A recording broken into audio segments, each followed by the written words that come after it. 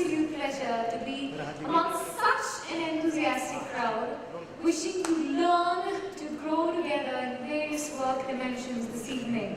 So can we clap and begin the evening, everyone? On that note, I'd like to invite on stage Mr. Rajiv Bajaj, Country Manager, Manufacturing Autodesk India and South, to please join us on stage.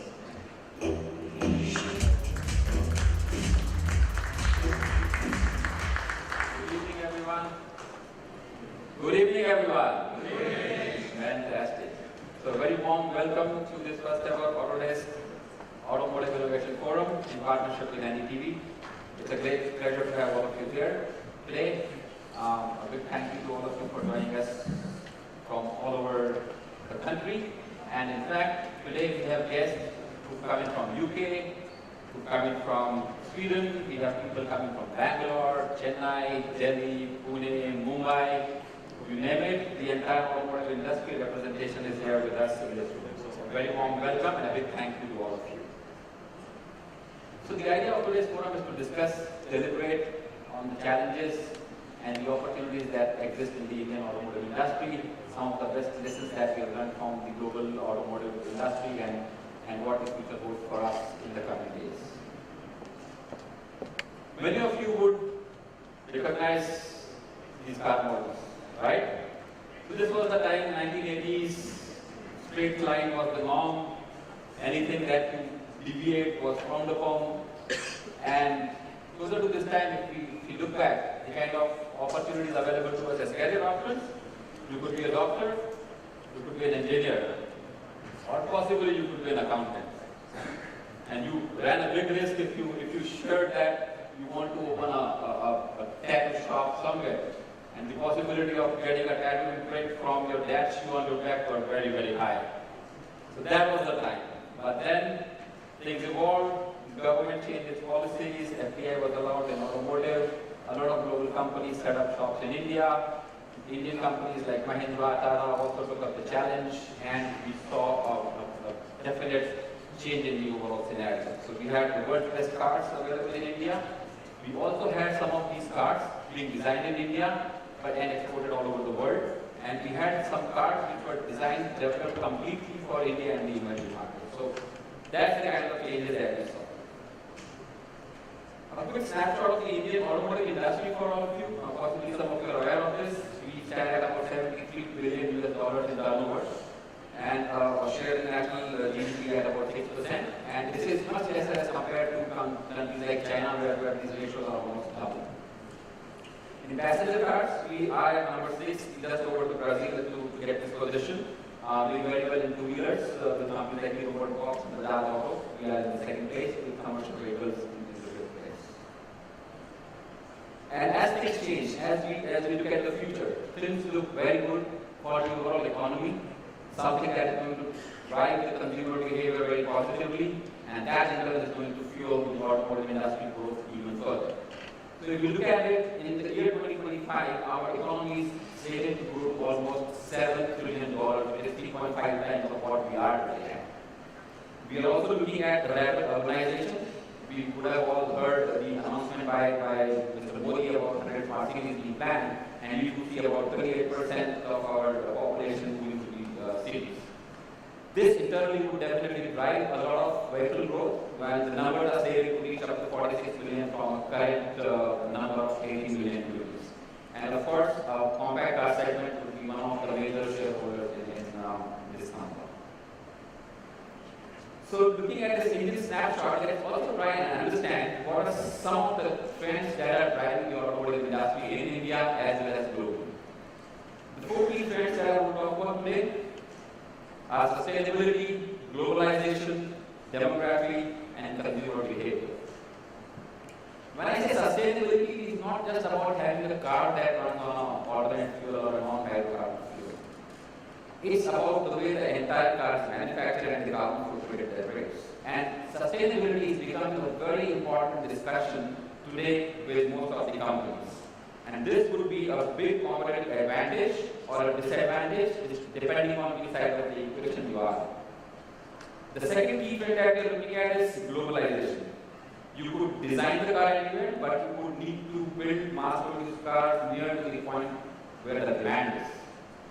So more and more auto OEMs as well as their tier 1 and tier 2 suppliers would be setting up shops closer to the places where there is demand and they would be serving the market requirements there. The third key thing that we are looking at is demographics. As I said, about 38% people in India in the next few years will be staying in urban areas, and 70% of the global population will be staying in megacities.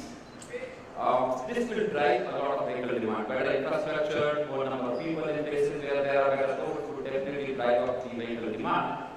But the consumer expectations for the car will change. The trend is going to go towards possibly a car usership from a car ownership. A person might want to really do his work when he's traveling. He might want to have a chat with his friends or transact business over a video link as the car by itself. And we are all seeing Google driverless cars that are being talked about. So that's a definite shift that's happening. And the fourth is about the customer behavior.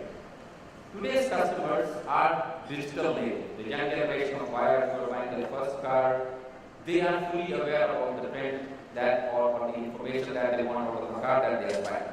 So if this information is not available through the company that they are going to buy the car from, it is a big disadvantage. So the companies would have to find out newer and newer ways to engage with the customers through different mediums than they are currently dealing with today. These are the four key trends that we are looking at the automotive industry in India as well as globally. So looking at these trends, our protest strategy is aligned on four key pillars to help our customers to design, visualize, simulate, and manufacture the world's best-in-class cars. And these four pillars are design and styling, enterprise visualization, simulation and lightweighting, and manufacturing and production.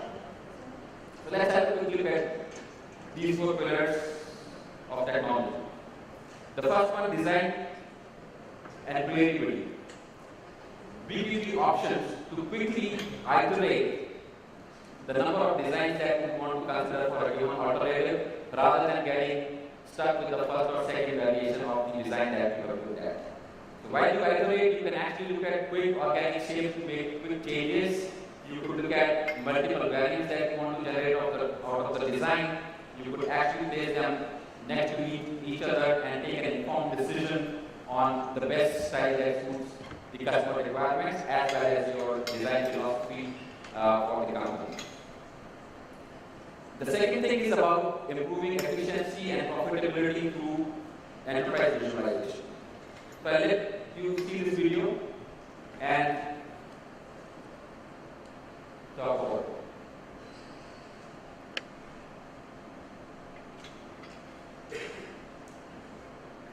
So this is a video where you thought everything was almost digital. The colors were changing, the car configuration was changing, and suddenly you see a man walking in and driving the car away. And this is how close digital and real world are getting. So if you are able to really explore the product model completely before it is built and take informed decisions, you are not only removing millions of dollars in physical prototypes, you are also saving a lot of time and get ahead of the competition. So this is how enterprise visualization helps you drive productivity and efficiency. The next thing is about simulation and lightweighting. So engineers are constantly looking at ways and means to make the cars lighter, substitute metal by plastics, and if you look at the current trends that we are looking at in India, there are about 120-125 kg of plastic that goes in a car. Global standards are much higher, and in the near future, this number is going to go up to 250 kg per car of plastics. And at the same time, composites and other things are also becoming popular. And what additional features you get with this kind of facility is that you can communicate your simulation results to people who do not understand simulation that well. So a quick recap of what has been captured can be shared both within the organization and outside. And the last thing that we are looking at is a digital factory. But a digital factory is not just about building a factory. and staying back. It's about a holistic approach to deciding how to build, where to build, what assets would be there, and what production processes you would follow. So a holistic factory approach actually helps to run the entire facility along with equipment and operations, and it gives you the facility to make changes as per variations in demand due to market conditions, or if there is a change in the product that is required, how do you accommodate that change quickly into your production lines? And that's where the factory tools help you. And the next thing I want to talk about is engaging with the next generation of customers. So people today are looking at methodologies by which they can configure their own cars.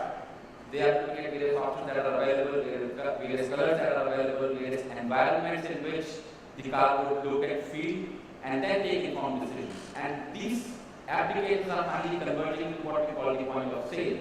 So a lot of people we see are starting to sell their cars, like used cars online. But with things like this, you see wider acceptance of customers buying cars online because they are able to see, visualize, experience the car sitting at home. And that's another trend that we are working with a lot of companies around. And let's see how some of this technology has been used by our customers. The first example I want to talk about is Ashok Leyland. Everybody knows about Ashok Leyland trucks here. And this is how their trucks used to look long time back. That was the time when they would design the chassis and leave everything else to the mercy of a local assembler or a local coach builder. But then when they adopted technology and they set up a design studio, this is how they are. This is consistent design philosophy, design methodology, design language that you can see across product values. Whether it is a Ashok Leyland bus, or a Ashok Leyland truck, or a Ashok Leyland light commercial vehicle, or a Ashok Leyland multi-utility vehicles, you will see a consistent design philosophy and you can make up from a distance that this is the Ashok Leyland vehicle. So this is the kind of usage that our customers are putting technology to. And one last thing that I want to talk about is Tesla. And the reason that I want to talk about Tesla today is it's a great concept and it is something that cares about our future. So sustainability is not just, as somebody said in the conference that I attended, it is not just for the next generation.